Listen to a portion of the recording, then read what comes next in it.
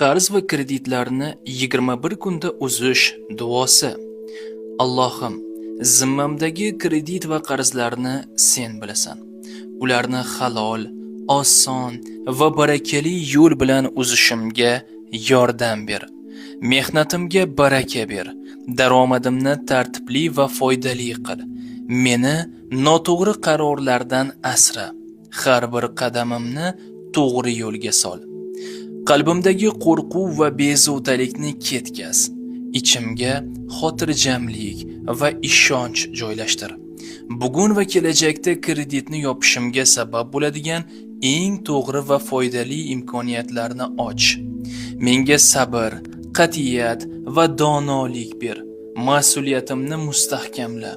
Qarzdan xoli bo'lish yo'lida meni yengillik va baraka bilan yetakla.